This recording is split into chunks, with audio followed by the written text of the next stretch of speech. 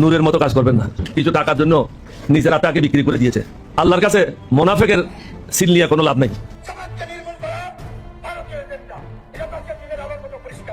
জামাতকে নির্মূল করা ভারতীয় এজেন্ডা, এটা অবশ্যই সত্য। এবং ভারত সবসময় চাইতো জামাতের মতো দল যেন উঠতে না পারে, তাতে সবচেয়ে বড় বিপদে পড়বে ভারত। কারণ জামাত কোনোদিনও ভারতীয় আনুগত্য মেনে নেবে না। বিএনপিতে এখন রুচির দুর্ভিক্ষ চলছে। রাশেদ খানের মতন একটা টোকাই, থার্ড ক্লাস একটা লোক, প্রধানমন্ত্রী তারেক রহমানের উপদেষ্টা, এটা আসলে ভাবা যায় না। 17 বছর যারা ত্যাগ তিতিক্ষা জুলুম নির্যাতন সহ্য করলো, তারা পদ পদবি পাইল না। আর কোথায় নুরা পাগলা, আর কোথায় রাশেদ খানের মতন টোকাইরা আয়সা জুইরা বসলো। বিএনপিতে কি তরুণ ছাত্র মেধাবী ছাত্র নেতা নেই? ভারতকে আমরা কখনো ছাড়তে পারবো না। আমাদের প্রতিবেশী দেশ জামায়াত ইসলামী এই দেশ চালাতে পারবে, রাষ্ট্র চালাতে পারবে। এই দেশ কিন্তু ফিলিস্তিন বানাবে যদি জামাত কখনো ওই রাজনীতি সব জায়গায় আপনার যাওয়ার সুযোগ পায়। ভারতে বিএনপির মন্ত্রী নেতা নতুন নতুন নেতা জন্মাইছে। আমাদের রাশেদ ভাই গণ অধিকার পরিষদ থেকে বিএনপি অধিকার পরিষদে উনি চলে আসছেন। উনি তারেক রহমানের থেকে বড় বিএনপি হয়ে গেছেন। আপনি ভাই যা শুরু করছেন, কয়দিন পর মানুষ আপনাকে 2 পায়ে হাঁটতে দেখবে না, দেখবে আপনি 4 পায়ে হাঁটতেছেন।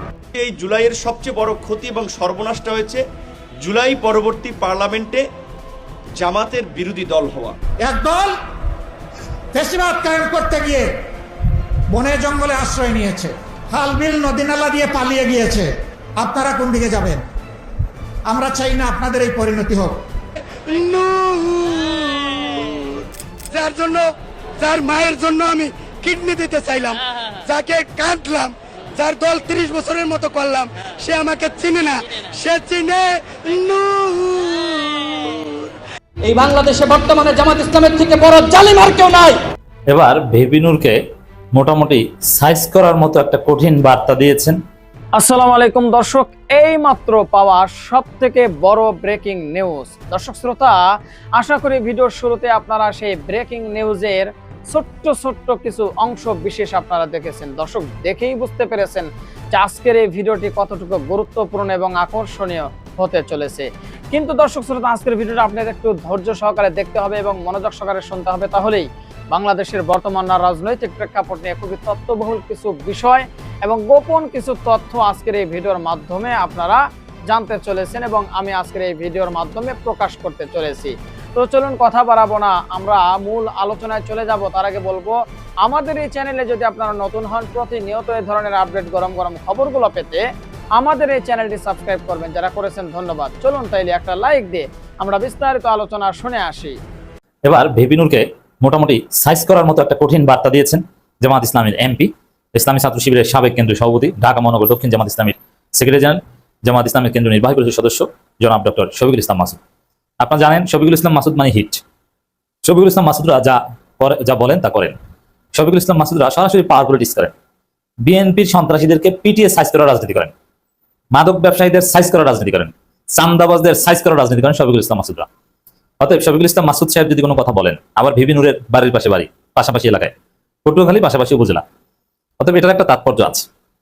দর্শক, আপনারা অলরেডি জেনে গিয়েছেন যে বেবি নূর একটা চরম ধৃষ্টতাপূর্ণ বক্তব্য দিয়েছে, যেটা একজন প্রতিমন্ত্রী হিসেবে কিছুতেই দিতে পারে না, এবং সরাসরি জুলাই চেতনা পরিপন্থী, অগণতান্ত্রিক এবং ফেসিবাদী।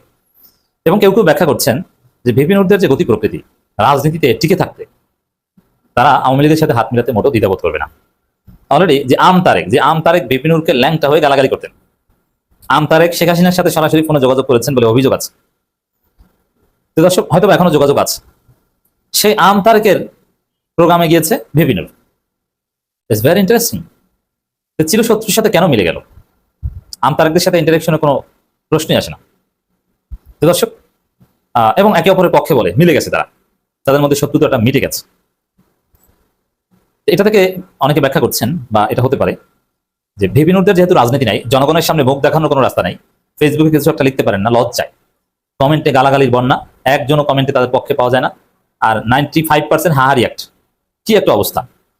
তো এই পরিস্থিতিতে এটা হচ্ছে, আপনি 95% হাহা রিয়াক্ট খাওয়া মানে আপনি মুখ দেখাতে পারেন না সমাজে। ভার্চুয়াল জগতে এই বিষয়টা আমাদের বাস্তব সমাজের সাথে তুলনা করলে এরকমই দাঁড়ায়, অ্যানালজি করলে। এই জন্য বেবি নূররা বাধ্য হয়ে আওয়ামী লীগের সাথে হাত মিলাতে পারেন। আওয়ামী লীগকে পুনর্বাসনের, অলরেডি আওয়ামী লীগকে পুনর্বাসন করেছেন, এটা ইলিয়াসের ভিডিওতে স্পষ্ট হয়েছে। আরো করতে পারেন, যেহেতু আওয়ামী লীগ একটা বড় শক্তি, নিষিদ্ধ। এই জন্য জামাতের সাথে মোকাবেলা করতে আওয়ামী লীগকে ডেকে এনে আওয়ামী লীগকে সাথে নিয়ে জামাতকে সাইজ করার একটা উদ্যোগ রাজনীতি এই বেবি নূর আম তারেক এটা করতে পারে। এখানে আরো অনেক ভিতরের হিসাব নিকাশ আছে। যেমন তারেক রহমান বিএনপি চাইলেও আওয়ামী লীগকে পুনর্বাসন বা এগুলো করতে পারবে না, এটা দৃষ্টিকটু। জামাতের সাথে বিএনপি একটা আন্ডারস্ট্যান্ডিং আছে। এ কারণে জামাতকে সাইজ করার অনেক কাজ হতে পারে তারেক রহমান, এই ভিপি নূর, আম তারেক এদের মাধ্যমে করাবে। যেমন রাশেদকে সচিব মর্যাদায় প্রধানমন্ত্রীর রাজনৈতিক সহকারী নিয়োগ দিয়েছেন মূলত জামাতকে গালাগালি করার জন্য, যে ওই কাজটা তো প্রধানমন্ত্রী কিংবা বিএনপির লোকজন পারে না, খারাপ দেখায়। আর রাশেদদের তো ব্যক্তিত্ব নাই, স্যাসরা, অতএব এই রাশেদরা এই গালাগালিটা করুক। তো দর্শক, এই যে হিসাব নিয়ে এতক্ষণ বললাম যে কেন আওয়ামী লীগের সাথে ওরা হাত মিলাতে পারে, কোন যুক্তিতে, এই যুক্তি থেকেই বা এই হিসাব নিকেশ থেকেই জামাত শিবিরকে নিষিদ্ধ করার দাবি করার মতো ধৃষ্টতা দেখিয়েছে ভিপি নূর। এখন জামাত তো আর আঙ্গুল চষে না। জামাত নিষিদ্ধ দল থেকে 4 দিনের মধ্যে, হিরো তো এমনি এমনি হয়নি, নিষিদ্ধ দল থেকে প্রায় ক্ষমতায় চলে গিয়েছিল।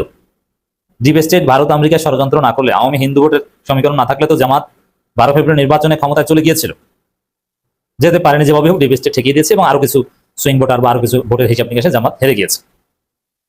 অতএব এই নিষিদ্ধ থেকে এই পর্যায়ে জামাত এসেছে, এমনি এমনি তো আসে নাই। জামাতের হাজারো দুর্বলতা নিয়ে আমরা সমালোচনা করি, বাট তাদের মধ্যে কিছু একটা না থাকলে তো প্রধান বিরোধী দল হতে পারে না, এবং শক্তিশালী প্রধান বিরোধী দল বিএনপিকে সমীহ করে চলতে হয়। ছাত্র দল এখন পর্যন্ত কোনো ক্যাম্পাস দখল করতে পারেনি, অবশ্যই জামাত শিবিরের মধ্যে কিছু আছে বলেই ইটস পসিবল। তো দর্শক, এই জায়গায় জামাতও ওইরকম আনুষ্ঠানিকভাবে ভিপি নূরকে জামাত ডিল করবে এটা কুফু হয় না।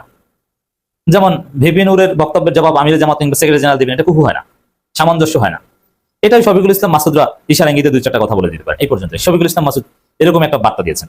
এখন ভিপি নূরেরা আওয়ামী লীগ পুনর্বাসনের রাজনীতির অংশ হিসেবে তাদের কৌশল বা বিএনপিরও বৃহত্তর কৌশল হতে পারে জামাত সাইজ করার, সেই কৌশলের অংশ হিসেবে জামাত শিবিরকে নিষিদ্ধ করতে চায়। তার বিপরীতে জামাতের কৌশল স্পষ্ট, শফিকুল ইসলাম মাসুদের সাব বার্তা, আমাদের নিষিদ্ধ করবেন। আগে দেখুন যারা নিষিদ্ধ করেছিল তাদের কি দশা হয়েছে। জামাত শিবিরকে নিষিদ্ধ করলে জামাত শিবির রাজনীতি করতে পারবে কি পারবে না, কি হবে, তার আগে যারা নিষিদ্ধ করে তাদের কি হয় সেটা দেখেন। এর মানে জামাতের বার্তা স্পষ্ট, যারা জামাত শিবিরকে নিষিদ্ধ করতে হবে বাংলাদেশ থেকে তাদেরকে ল্যাস গুটিয়ে পালাতে হবে, বাংলাদেশে তাদের রাজনীতি নিষিদ্ধ হয়ে যাবে। প্রমাণ, আওয়ামী লীগ নিষিদ্ধ করতে চেয়েছে, নিষিদ্ধ করেছে, আওয়ামী লীগ নিষিদ্ধ হয়ে গেছে। আর জামাত কয়েক হাজার গুণ বেশি শক্ত নিয়ে এসেছে। জামাত চিন্তা করেছিল 2048 সালে তারা ক্ষমতা যাবে, প্রধান বিরোধী দল হবে, অথচ 2026 সালে তারা হয়েছে। তাহলে বুঝেন জামাতকে নিষিদ্ধ করতে যাওয়ার ফলাফল কি। ভিপি নূরেরা যদি জামাতকে নিষিদ্ধ করতে চায় এর ফলাফল হবে ভিপি নূরেরা নিষিদ্ধ হয়ে বাংলাদেশ থেকে পালাতে হবে। এমনকি আওয়ামী লীগ আসবে না, এই বিএনপি ক্ষমতায় থাকা অবস্থায় এটা সম্ভব। কারণ ভিপি নূর দুর্নীতির যে নেট চারিদিকে বিস্তার করেছেন এবং দুর্নীতির প্রমাণ, আওয়ামী লীগ পুনর্বাসনের যেসব প্রমাণ সাংবাদিক ইলিয়াস উত্থাপন করেছেন, নানান গোষ্ঠী ডেফিনেটলি এটা কাজে লাগাবে। বিএনপির অভ্যন্তরীণ খেলাও আছে, বিএনপির 2 গ্রুপের খেলা, জোটের ইন্টারনাল হিসাব নিকাশ, অনেক কিছু আছে। এখানে জামাতের লাগবে না, ভিপি নূরের এই দুর্বলতাগুলো বিএনপির একটা অংশ কাজে লাগিয়ে ভিপি নূর এমন অবস্থা করবে, হয় জেল কাটতে হবে নইলে বাংলাদেশ ছাড়তে হবে।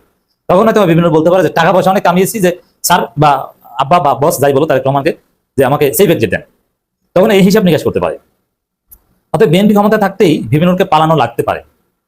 আর শফিকুল ইসলাম মাসুদের বার্তা তো এটাই, যেমন জামাত শিবিরের বিরুদ্ধে লাগামহীন বক্তব্য যদি দেয়, কথা স্পষ্ট, ভিপি নূরকে যদি বাংলাদেশে থেকে রাজনীতি করতে হয় তাহলে জামাত শিবিরকে মেনে নিয়ে রাজনীতি করতে হবে। This is reality. জামাত আজকে প্রধান বিরোধী দল, কাল হয়তো ক্ষমতা যাবে, এই রিয়ালিটি মানতে হবে। কিন্তু নিষিদ্ধ চাইবেন, বেশি বাড়া বাড়লে ওই যে বিএনপি আর এক গ্রুপ তারা কাজে লাগালে তো লাগাবে। জামাতও আদালত বা আইনি পদক্ষেপ নিয়ে ভিপি নূরের দুর্নীতির বিরুদ্ধে ভিপি নূরকে দেশ ত্যাগ করতে বাধ্য করতে পারে।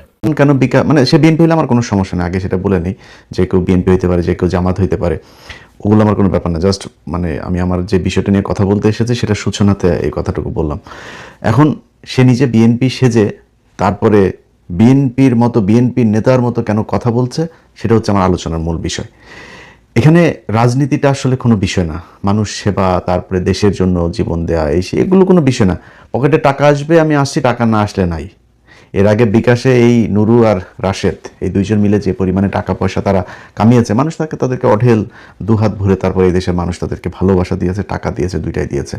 কিন্তু সেই বিকাশের টাকা দিয়ে তারা কি করেছে এবং তার পরবর্তীতে গেল 2 বছরে তারা ফুলে ফেপে কি পরিমাণে টাকার মালিক হয়েছে তার একটা ছোট্ট নিদর্শন, উদাহরণ আপনাদেরকে আজকে দেখিয়ে যাচ্ছে। আমার হাতে বেশ কিছু ডকুমেন্টস এসেছে বিকাশ রাশেদের স্ত্রীর নামে, তার কয়েকটি আপনার স্ট্যাম্প। সেখানে দেখা যাচ্ছে যে রাশেদের স্ত্রী তিনি বিভিন্ন মানুষকে টাকা সুদে লোন দিচ্ছেন।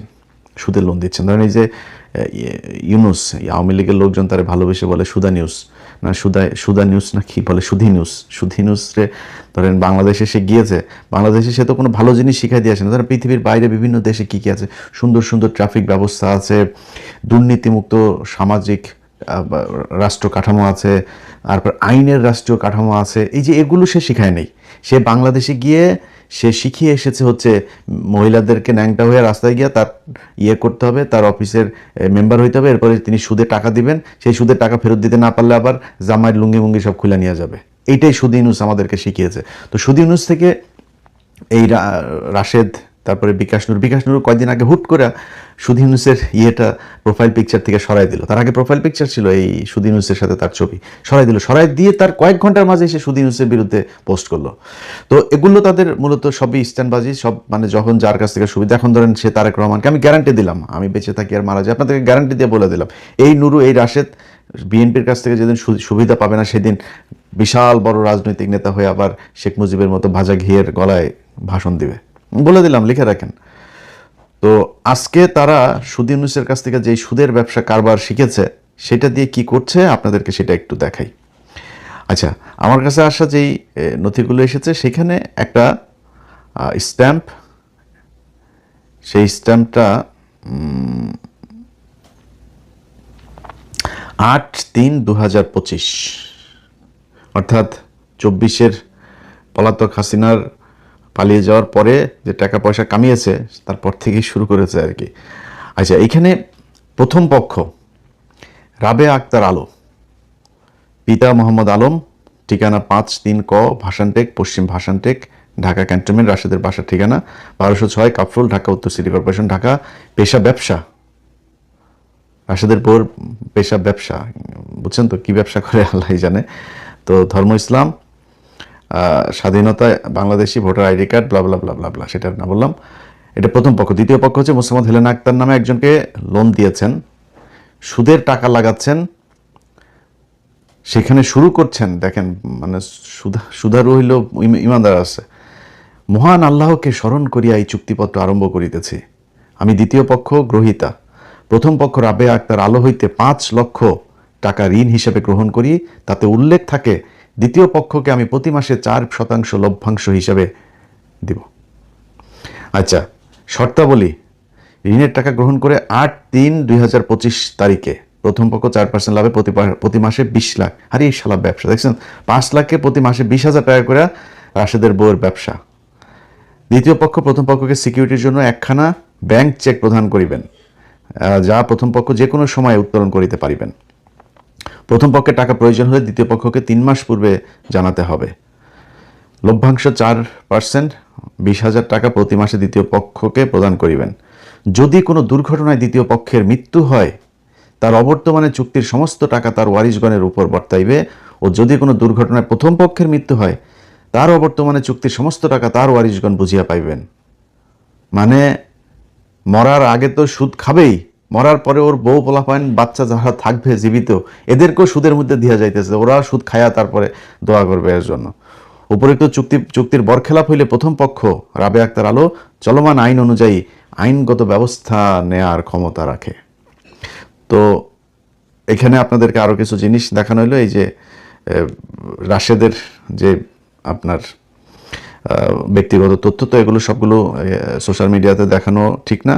তবে এটার মানে মূল হয়েছে যে তার যে তথ্য বিবরণী, যেটা আপনার আয়কর রিটার্ন এবং ভোটার বা সময়, নির্বাচনী হলফনামার সময় যেসব তথ্য দিয়েছিল, সেখানে সে বলেছে যে সে হচ্ছে ব্যবসায়ী এবং রাজনীতিবিদ, বিকাশ ব্যবসা, বুঝছেন।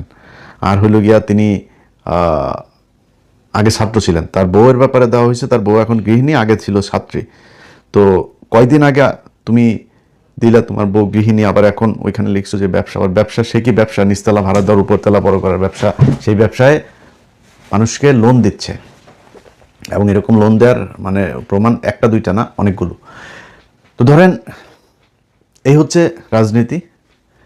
এই রাজনীতিবিদদের ব্যাপারে আপনাদের সবসময় সজাগ থাকতে হবে, কারণ হইলো এদেরকে আপনারা উপরে তুলেছেন, আমরাও তুলেছি, এর দায় আমাদেরও আছে, আমরা বুঝতে পারিনি। আমাদেরও এক সময় তারা এখন আমাদেরকে, আমরা নাকি ইউটিউবার, আমরা হচ্ছে, আমাদেরকে সাংবাদিক বলতে লজ্জা লাগে, বুঝছেন। তো ওর বাপ যখন ওর কেউ ছিল না, তো তখন ওর এই বাপেরা ছিল, এই বাপেরা ওদেরকে উঠাইছে। তো যাই হোক, এদের ব্যাপারে আমাদের ভবিষ্যতে সাবধান থাকতে হবে।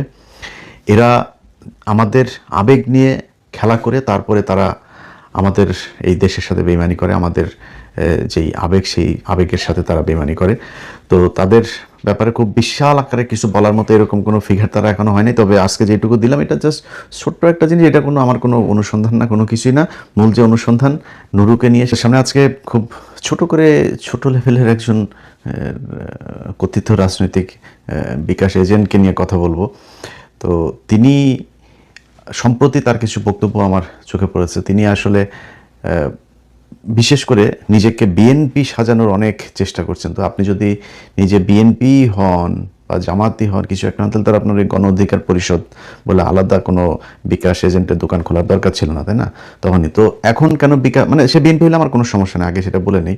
যে কেউ বিএনপি হইতে পারে, যে কেউ জামাত হইতে পারে, ওগুলো আমার কোনো ব্যাপার না। জাস্ট মানে আমি আমার যে বিষয়টা নিয়ে কথা বলতে এসেছি সেটা সূচনাতে এই কথাটুকু বললাম। এখন সে নিজে বিএনপি সেজে তারপরে বিএনপির মতো, বিএনপির নেতার মতো কেন কথা বলছে, সেটা হচ্ছে আমার আলোচনার মূল বিষয়। এখানে রাজনীতিটা আসলে কোনো বিষয় না। মানুষ সেবা, তারপরে দেশের জন্য জীবন দেয়া, এগুলো কোনো বিষয় না। পকেটে টাকা আসবে, আমি আসছি, টাকা না আসলে নাই। এর আগে বিকাশে এই নুরু আর রাশেদ এই দুইজন মিলে যে পরিমাণে টাকা পয়সা তারা কামিয়েছে, মানুষ তাদেরকে অঢেল দুহাত ভরে তারপর এই দেশের মানুষ তাদেরকে ভালোবাসা দিয়েছে, টাকা দিয়েছে, দুইটাই দিয়েছে। কিন্তু সেই বিকাশের টাকা দিয়ে তারা কি করেছে এবং তার পরবর্তীতে গেল 2 বছরে তারা ফুলে ফেপে কি পরিমাণে টাকার মালিক হয়েছে তার একটা ছোট্ট নিদর্শন উদাহরণ আপনাদেরকে আজকে দেখিয়ে যাচ্ছে। আমার হাতে বেশ কিছু ডকুমেন্টস এসেছে বিকাশ রাশেদের স্ত্রীর নামে, তার কয়েকটি আপনার স্ট্যাম্প। সেখানে দেখা যাচ্ছে যে রাশেদের স্ত্রী তিনি বিভিন্ন মানুষকে টাকা সুদে, আমরা অনেক সমস্যায় আছি, তাই না? দেখেন, গ্যাসের সমস্যা, বিদ্যুতের সমস্যা, দ্রব্যমূল্যের সমস্যা, বাজারে গিয়ে কোনো মানুষই মন ভরে বাজার করতে পারে না, এত টাকা পয়সা নাই, জিনিসপত্রের দাম মানে একদম আকাশ ছোঁয়া হয়ে গেছে। কারেন্ট তো নাই, গ্যাসের যে প্রবলেম সেটা তো পুরনো প্রবলেম, গ্যাসের সিলিন্ডারের দামও বেড়ে গেছে। এই সমস্ত সমস্যার পাশে সবচেয়ে বড় সমস্যা কি জানেন বাংলাদেশে? মাদক। এই মাদক এই সরকারকে খেয়ে দেবে। মাদক যদি বন্ধ করতে না পারেন, সরকারকে বলছি, তাহলে আপনারা মানে কোনোভাবেই শান্তিতে 5 বছর থাকতে পারবেন না। দেখেন, মাদকের অনেকগুলো ক্লাসিফিকেশন আছে, কোনোটাই ভালো না, কিন্তু একটা মাদক আছে যেটার নাম ইয়াবা। এটা এমন একটা মাদক দ্রব্য যে এটা যদি আপনি খান বা আপনাকে যদি কেউ খাইয়ে দেয় এবং খাইয়ে দেওয়ার পর যদি আপনাকে বলে যাও তুমি ওকে করে আসো, আপনি করবেন, কারণ আপনার মধ্যে কোনো হিতাহিত জ্ঞান থাকবে না। এই ইয়াবা সেবন করবার পর যদি আপনি মনে করেন যে আপনার ওয়াইফ ডেইলি আপনার সাথে ঝগড়া করে, আপনি আজকে ওকে গিয়ে মেরে ফেলবেন। আপনি একবারও ভাববেন এর পরে কী হবে, কারণ এই জিনিসটা যখন মাথায় যায় না তখন সে বিকেম সুপার পাওয়ার। এমন মারাত্মক একটা মানে নেশা জাতীয় দ্রব্য যেটা আমাদের এই ইউরোপ কিন্তু নাই, যার জন্য হয়তো বেঁচে গেছি বা এখানে এত ক্রাইম টাইমও হয় না। কিন্তু বাংলাদেশ তো ছায়া গেছে। আপনারা তো একটার পর একটা ঘটনা সত্যি আছেন। আজকে তো 2টা ঘটনা নিয়ে যদি আলোচনা করি আপনাদের মানে শরীরে লোম দাঁড়ায় যাবে। চিটাগাংয়ের কমিশনারকে যারা এই যে হানি ট্র্যাপ করছিল, গল্পটা হয়তো শুনছেন যে চিটাগাংয়ের এক কমিশনারকে একটা মেয়েকে দিয়ে হানি ট্র্যাপ করাইয়া সেই কমিশনারকে দিয়া কোটি টাকা কামাইছে একটা দল, সেই পুরা দলটা ইয়াবা সেবক, এবং যে মেয়েটা করছে সেও ইয়াবা খায়। মানে স্বাভাবিক অবস্থা সে সাহসটা পাইতো না, সে কমিশনারকে হানি ট্র্যাপ আইডা কমিশনারকে দিয়া বিভিন্ন ওসি ডিসিকে চেঞ্জ করতো, কইরা ওখান থেকে টাকা খাইতো। ইভেন কি তারা এমন কোনো অপকর্ম নাই চিটাগাংয়ে করতো না, যদিও সেই হাসিবাজির নাম ভদ্রলোকের এখন আর চিটাগাংয়ে নাই। এর পেছনে কিন্তু মূল হলো এই ইয়াবা।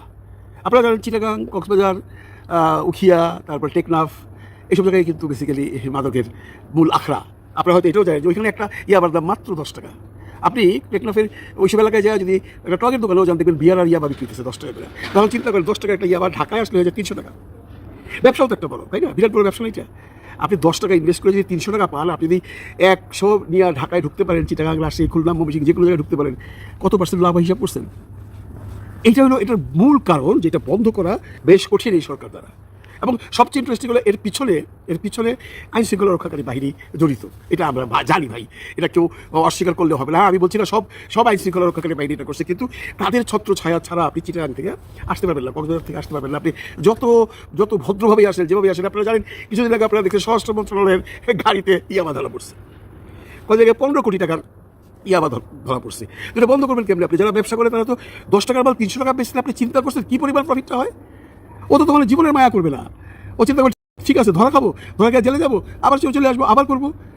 এইটাকে যদি বন্ধ করতে না পারে সরকার, তাহলে দেশে কোনো দিনই আইন শৃঙ্খলাটাকে কন্ট্রোল করতে পারবে না। আপনারা দেখেন যতগুলো ক্রাইম হয়, এই যে ছোটোখাটো ক্রাইমের কথা বাদ দিলাম, যে গাড়ি থেকে চাঁদা নেয় 100 টাকা, গাড়ি থামায় চাঁদা নেয়, টোল নেয়, এগুলো ক্রাইম।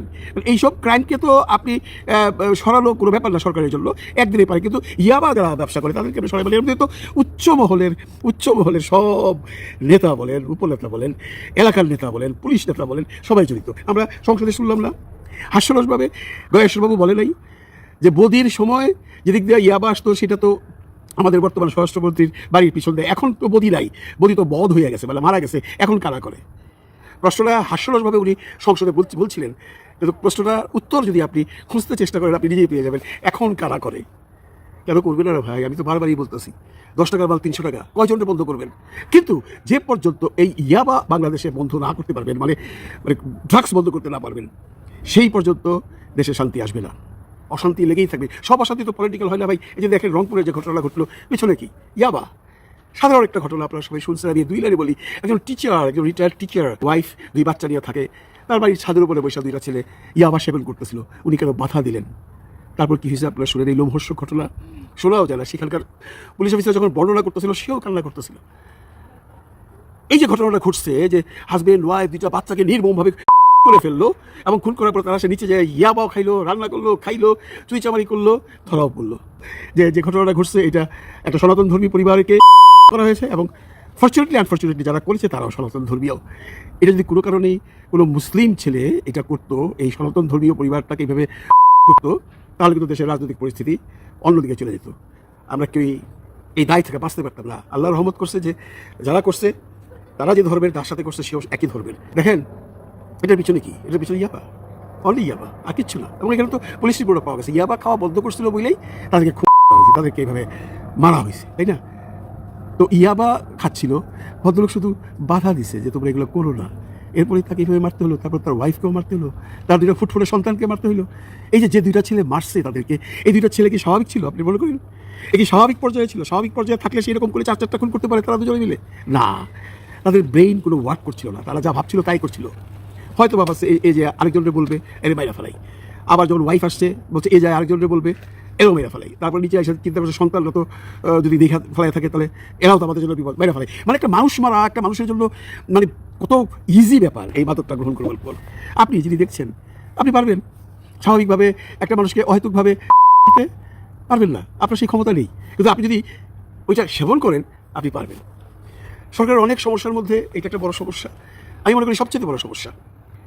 সারা দেশে যতগুলো ক্রাইম হয় প্রতিটা ক্রাইমের পিছনেই, বিগ ক্রাইম, আমি আবার বারবার রিপিট করছি, ছোটোখাটো ক্রাইম না, ওই যে দোকান থেকে চাঁদা নিলাম, গাড়ি থেকে চাঁদা নিলাম, বলে যে 2টা থাপড় দিলাম বা ওকে জায়গা দখল করলাম, এগুলো হচ্ছে বড় ক্রাইম এইটা।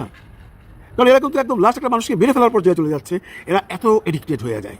সরকার গ্যাস দিবে, বিদ্যুৎ দিবে, তারপরে দ্রব্যমূল্য কন্ট্রোল করবে, আইন শৃঙ্খলা রক্ষাকারী বাহিনীকে দিয়ে এইগুলো করাবে, মানে এই যে চাঁদাবাজি বন্ধ করা, এইটা বন্ধ করা, এইগুলো দিয়ে তো দেশ ঠান্ডা হবে না।